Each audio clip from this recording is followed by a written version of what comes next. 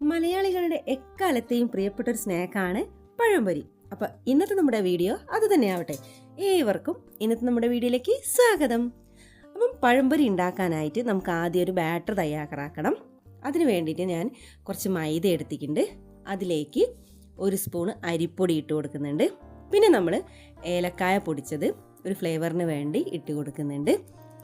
പിന്നെ ആവശ്യത്തിന് മധുരത്തിന് ആവശ്യമായ പഞ്ചസാരയും ചേർക്കുന്നുണ്ട്. പിന്നെ കളറിന് വേണ്ടിയിട്ട് പിന്നെ കുറച്ച് മഞ്ഞൾപ്പൊടി ഇട്ട് കൊടുക്കുന്നുണ്ട്. പിന്നെ നമുക്ക് മധുരം ബാലൻസ് ചെയ്യാൻ വേണ്ടിയിട്ട് കുറച്ച് ഉപ്പും കൂടി ചേർക്കുന്നുണ്ട് കേട്ടോ. ഇതെല്ലാം കൂടെ നന്നായിട്ട് മിക്സ് ചെയ്യുക. അതിനുശേഷം കുറച്ച് വെള്ളം ഒഴിച്ച് ഇത് നന്നായിട്ട് മിക്സ് ചെയ്തെടുക്കുക. എന്നിട്ട് നമ്മൾ എന്ത് ചെയ്യുക, ഇത് നന്നായിട്ട് ഇളക്കി കൊടുക്കുക. അപ്പോൾ എത്രത്തോളം നമുക്ക് മിക്സ് ചെയ്യാൻ പറ്റുന്നോ അത്രത്തോളം നമ്മുടെ പഴംപൊരി സോഫ്റ്റ് ആവും. അപ്പോൾ നമ്മൾ എന്ത് ചെയ്യാം, ഇത് നന്നായിട്ട് ഇളക്കി കൊടുത്തതിന് ശേഷം കുറച്ച് സമയം ഇത് റെസ്റ്റ് ചെയ്യാൻ വെക്കുക.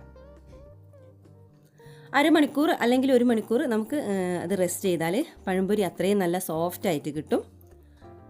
അപ്പോൾ ഇത് നമ്മൾ പഴം എടുത്തതിന് ശേഷം അത് നീളത്തിലോ അല്ലെങ്കിൽ നടുക്കൂടെ കട്ട് ചെയ്തിട്ടോ നിങ്ങൾക്കിത് ചുട്ടെടുക്കാം. അപ്പോൾ എൻ്റെ കയ്യിലുള്ള ചീനച്ചട്ടി ചെറുതായതിനെ കൊണ്ട് ഞാനിതിവിടെ കട്ട് ചെയ്തിട്ടാണ് ഉണ്ടാക്കുന്നത്. അപ്പോൾ നമ്മൾ എന്ത് ചെയ്യുക, പാത്രം വെച്ചിട്ട് എണ്ണ ഒഴിച്ച് എണ്ണ ചൂടായ ശേഷം നമ്മൾ ഓരോന്നായിട്ട് ഓരോ പഴം മാവിൽ മുക്കി എണ്ണയിലോട്ട് ഒഴിച്ച് എന്ത് ചെയ്യുക, 2 സൈഡും തിരിച്ചും മറിച്ചിട്ട് ഒരു ബ്രൗൺ കളറായി വരുമ്പോൾ എണ്ണയിൽ നിന്ന് കോരി എടുക്കാവുന്നതാണ്. അപ്പോൾ ഇവിടെ ശ്രദ്ധിക്കേണ്ടത് എണ്ണയ്ക്ക് ഒരു ഓവറായിട്ട് ചൂടും നമ്മൾ കൊടുക്കരുത്, എന്നാൽ ചൂട് തീരെ തണുത്തും പോകരുത്. അപ്പോൾ ഓരോന്ന് ചുട്ട് വരുമ്പോഴും ചിലപ്പോൾ എണ്ണയുടെ ചൂട് കുറഞ്ഞു പോകും. അപ്പോൾ അതിനനുസരിച്ച് നമ്മൾ എണ്ണയുടെ ചൂട് നമ്മൾ കറക്റ്റായിട്ട് വെക്കണം. ഒരു മീഡിയം ഫ്ലെയിമിൽ ഇട്ടിട്ട് വേണം ഇത് ചെയ്യാൻ.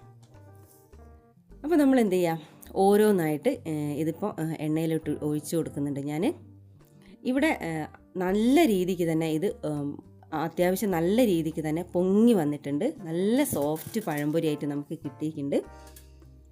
അപ്പം ഓരോരുത്തരും ഓരോ രീതിയിലായിരിക്കും പഴംപൊരി ഉണ്ടാക്കുന്നത്. അപ്പോൾ നമ്മൾ എന്ത് ചെയ്യുക, സിമ്പിളായിട്ട് ഞാൻ ഉണ്ടാക്കുന്ന രീതിയാണ് ഇപ്പോൾ നിങ്ങളെയും കൂടെ ഒന്ന് പരിചയപ്പെടുത്തി തന്നത്. ആദ്യം ഞാൻ മൂന്നെണ്ണമൊക്കെ ഒരുമിച്ച് ചട്ടിയിലോട്ട് ചീനച്ചട്ടിയിലോട്ട് ഒഴിച്ചപ്പം പക്ഷേ ഇതിങ്ങനെ പൊങ്ങി വരികയും കൂടി ചെയ്തപ്പോൾ ചീനച്ചട്ടി നിറഞ്ഞിങ്ങ് വന്ന് പിന്നെ ഞാൻ എന്ത് ചെയ്തു, ഓരോന്നോരോന്നായിട്ട് ഒഴിച്ചു കൊടുത്ത് അങ്ങനെ മുഴുവൻ പഴംപൊരി ഞാനിവിടെ ചുട്ടെടുത്തിട്ടുണ്ട്.